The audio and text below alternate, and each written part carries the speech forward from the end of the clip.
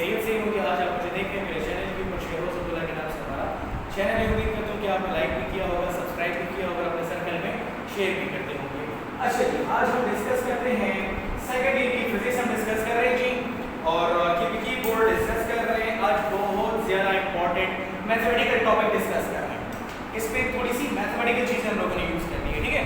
Chapter number 1 electrostatics discuss कर रहे हैं, और आज का जो टॉपिक है that is energy stored in a capacitor. बड़ा इंटरेस्टिंग टॉपिक है, नाम से ही क्लियर, एनर्जी स्टोर्ड मतलब कितनी energy in form of electric field store होती है किसी भी कैपेसिटर में। क्या मतलब है टॉपिक का? How much energy is stored in form of electric field in a capacitor. किसी भी कैपेसिटर में in form of electric field कितनी एनर्जी स्टोर होती है, ठीक है। आपको मालूम है, मैंने आपको पहले भी बताया था कि कैपेसिटर बेसिकली क्या होता है कि capacitor is a device which stores energy in form of electric field. ज्यादातर बच्चों का ख्याल ये होता है कि capacitor is a device which stores energy, और बस इतना कह के वो चुप हो जाते हैं। हालांकि बात पूरी करनी चाहिए। The device which stores energy in form of electric field is called capacitor, लेकिन the device which stores energy in form of magnetic field is called inductor। वो एक गलत चीज है, हम बात पूरी करेंगे, ठीक है। आप कहिएगा कि the device which stores energy in form of electric field is called capacitor। उसको हम क्या कहते हैं? Capacitor. The device which stores energy in form of electric field called capacitor। उसको हम लोग क्या कहते हैं? कैपेसिटर। देखिए, आपको मालूम है कैपेसिटर, आपके पास एक कैपेसिटर मौजूद है। फॉर एग्जांपल मैं कहता हूं कि 2 मेटल प्लेट्स आपके पास इस तरह से मौजूद हैं, और यहाँ पर पॉजिटिव चार्ज स्टोर है, यहाँ पर नेगेटिव। मैंने इसको बैटरी के पॉजिटिव से और इसको बैटरी के नेगेटिव से कनेक्ट कर दिया। यहाँ तक सही। इसमें पॉजिटिव चार्ज स्टोर हुआ है और इसमें नेगेटिव चार्ज स्टोर, ठीक है। अब हमने इस कैपेसिटर के लिए एनर्जी स्टोर की इक्वेशन फाइंड आउट करनी है। मुझे मालूम है कि इनिशियली इस कैपेसिटर में कोई भी एनर्जी स्टोर नहीं थी जब तक मैंने बैटरी को कनेक्ट नहीं किया था। जब तक मैंने बैटरी को ऑन नहीं किया था या कनेक्ट नहीं किया था, there was zero charge stored on the plates. लेकिन जब बैटरी को मैंने ऑन कर लिया या कनेक्ट कर लिया तो Q charge plus Q on positive plate and negative Q on negative plate क्या हो गया? स्टोर। यहां तक सही। इनिशियली जो वोल्टेज था वो जीरो था। इनिशियली वोल्टेज कितना? Zero. Final voltage V voltage हमने दे दिया। V means any voltage, V means any voltage. कितना भी वोल्टेज आपने दे दिया, ठीक है, जितना भी आपने वोल्टेज जो है वो दे दिया। अब जरा देखिए, हमारे पास जो इसके लिए डिराइवेशन करनी है हमें, ठीक है। डिराइवेशन कैसे करेंगे? और से देखिए, आपको मालूम है कि इनिशियली हमारे पास जो चार्ज वोल्टेज था, इनिशियली हमारे पास जो वोल्टेज था वो कितना था? जीरो था। वोल्टेज अप्लाई करने के बाद जब आप वोल्टेज दे देते हो किसी भी कैपेसिटर को, कोई स्पेसिफिक वोल्टेज होंगे ना, 2 volt, 3 volt, 6 volt, 5 volt, 10 volt, एक स्पेसिफिक वोल्टेज होगा ना, ठीक है।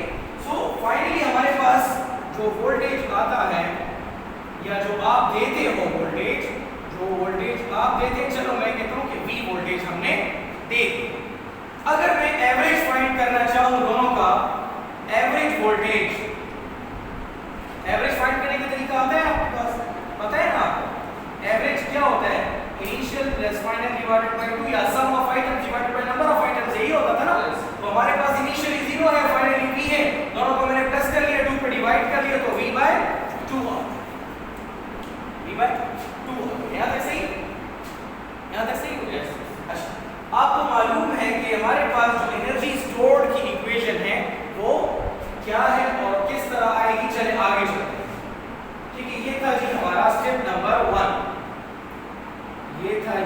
स्टेप 1। आगे चलते हैं स्टेप 2 की तरफ। हमारे पास जो एनर्जी स्टोर्ड आएगा that will be U equal to Q into V। हमारे पास Q इनटू V आ जाएगा, लेकिन V तो हमारे पास V/2 है ना, हमने तो एवरेज वोल्टेज लिया हुआ है ना। एवरेज वोल्टेज हमारे पास क्या आ जाएगा V/2। यहां तक सही, यहां तक सही। अच्छा आगे चलते हैं और हमें मालूम है कि Q इक्वल टू CV होता है कि नहीं होता। ये बताइए कैपेसिटर की जो इक्वेशन है, कैपेसिटर की जो इक्वेशन है Q इक्वल टू CV होता है कि नहीं होता, यही है ना। अब इस Q की वैल्यू को उठाकर हम लोगों ने कहां पर पुट कर देना है, इस जगह पर पुट कर देना है, सही है।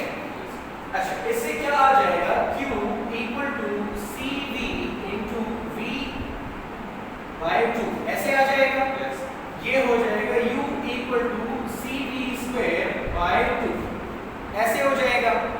आपको मालूम है ये जी हमारा स्टेप नंबर 3 हो जाएगा।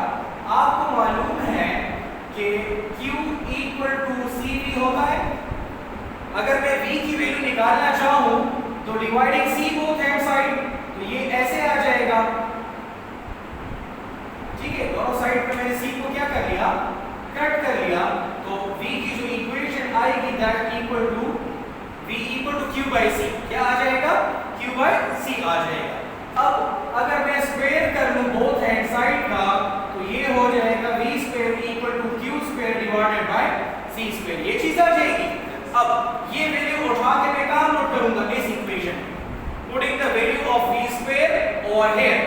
आपको जो इक्वेशन मिलेगी that will be U equal to C into V की जगह पर मैं V² की जगह पर मैं क्या लिख लूंगा Q²/C²/2 ऐसे आ जाएगा, ऐसे आ जाएगा। और ये C² हम लोगों ने नीचे शिफ्ट करना होगा, so it will B C Q² divided bye 2C ऐसे आ जाएगा। ये 1 टाइम C इस 1 टाइम C से कट जाएगा, 1 टाइम C इस 1 टाइम C से कट जाएगा, सही। सॉरी ये C² है ना, C² नीचे आ गया तो 1 टाइम C इससे कट जाएगा, तो 1 टाइम C तो नीचे रह गया, डिनोमिनेटर में रह जाएगा। It will be U equal to Q² divided by C और डिनोमिनेटर में क्या आ जाएगा 2 आ जाएगा। यहाँ तक सही हो गया। अच्छा अब जरा हम देखते हैं कि अगर आपको याद हो मैंने capacitance of a parallel plate capacitor की एक इक्वेशन डिराइव की थी, याद है। Capacitance of a parallel plate capacitor के लिए मैंने एक इक्वेशन डिराइव की थी ना। अच्छा वो इक्वेशन क्या थी, लेकिन उधर जाने से पहले हम लोग क्या करेंगे, मैंने आपको एक छोटा सा पॉइंट डिस्कस करना है।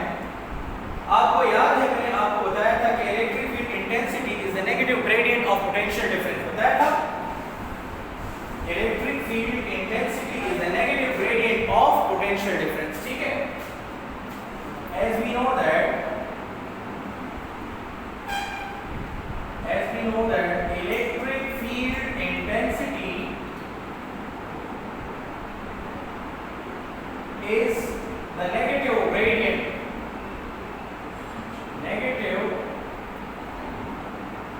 gradient of potential difference। याद है आपको मैंने बताया था E इक्वल टू V/D, बताया था E equal to V/D। Cross multiply करने से हमारे पास क्या आता था V इक्वल टू ED, ये इक्वेशन आती थी। V इक्वल टू ED ये इक्वेशन आती थी, सही। अच्छा और capacitance of a parallel plate capacitor भी हमें मालूम है। Capacitance of a parallel plate capacitor क्या थी, ये है जी हमारा step number 4। as we know that, जैसा कि आपको मालूम है कि capacitance of a parallel plate capacitor, उसकी हमारे पास एक इक्वेशन हमने डिराइव की थी that was C equal to A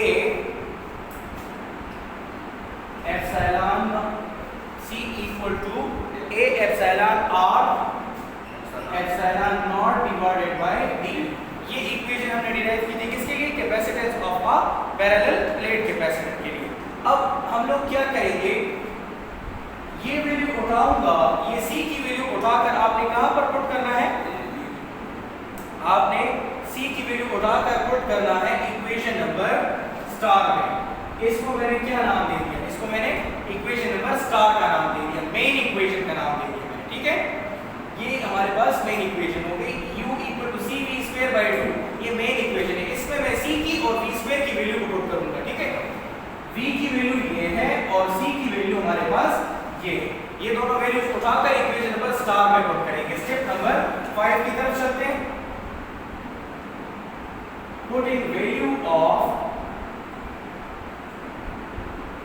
putting value of v square,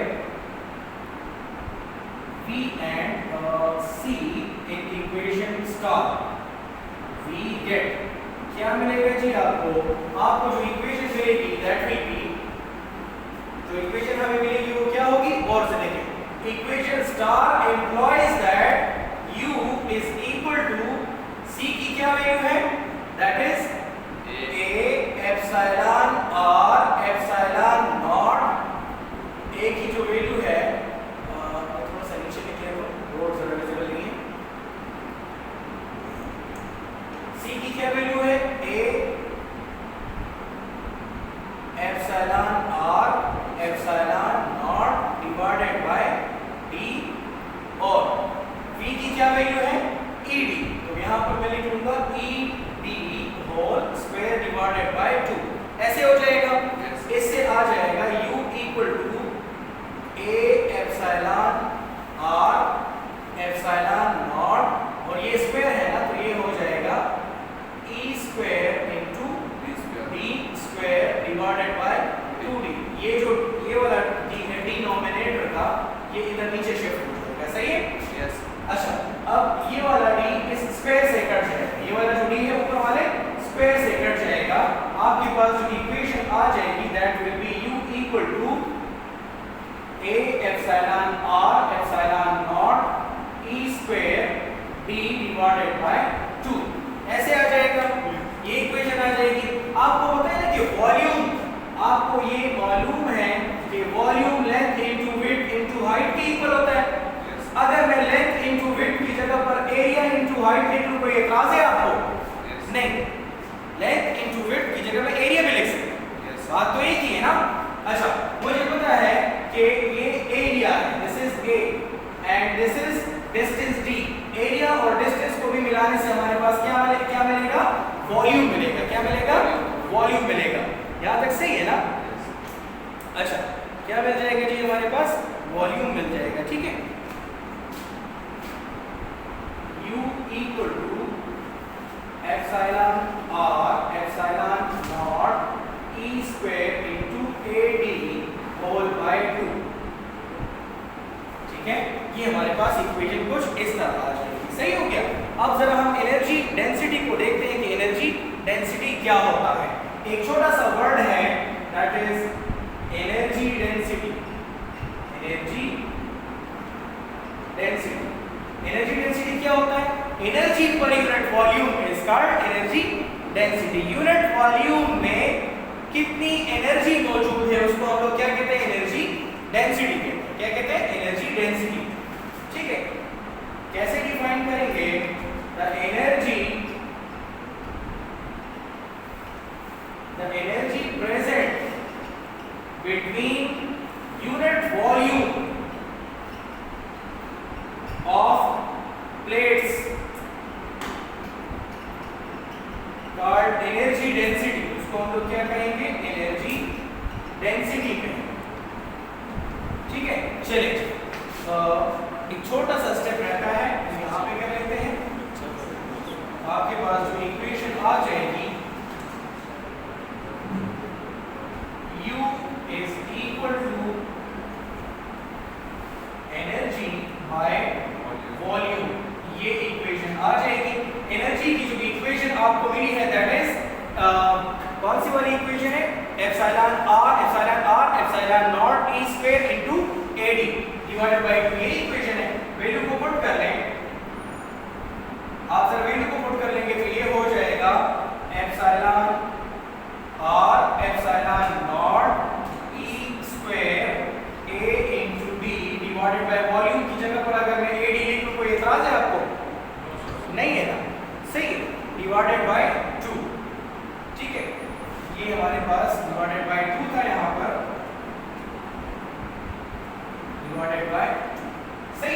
ये दोनों टर्म्स आपस में कट जाएंगे, आपके पास जो रह जाएगा that will be u equal to 1/2 epsilon r epsilon naught into e square.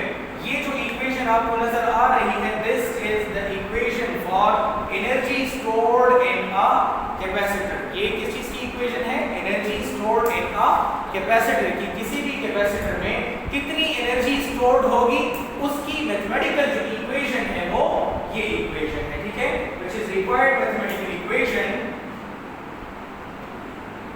which is required mathematical equation for energy stored in a capacitor, for energy stored in a capacitor।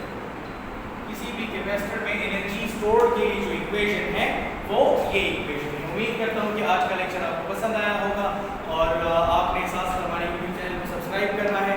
Sheroz Abdullah के नाम से हमारा YouTube channel है, जरूर subscribe कीजिएगा। इसके अलावा आप हमें इंस्टाग्राम पे भी फॉलो कर सकते हैं, शेरोज_अब्दुल्ला के नाम से हमारी आईडी है, जरूर हमारी आईडी को फॉलो कीजिएगा। हमारा पेज है इंस्टाग्राम पे, उसको फॉलो कीजिएगा। इसके अलावा आप हमें फेसबुक पेज पे भी फॉलो कर सकते हैं, शेरोज अब्दुल्ला है तमाम सॉल्यूशन सर्विस के नाम से हमारा पेज है, उसको भी आप लाइक कीजिएगा, शेयर कीजिएगा अपने सर्कल में। इसके अलावा आप हमें एनी टाइम कॉल व्हाट्सएप कर सकते हैं, 0300 979 3173 हमारा व्हाट्सएप नंबर है। एनी टाइम आपको कोई भी परेशानी हो, कोई भी मसला हो, feel free to talk to us, इंशाल्लाह हम आपको ज़रूर हेल्प आउट करेंगे। हमारे चैनल की वीडियो ज़रूर देखा करिए, एमडीके के हवाले से बहुत ज़्यादा आपको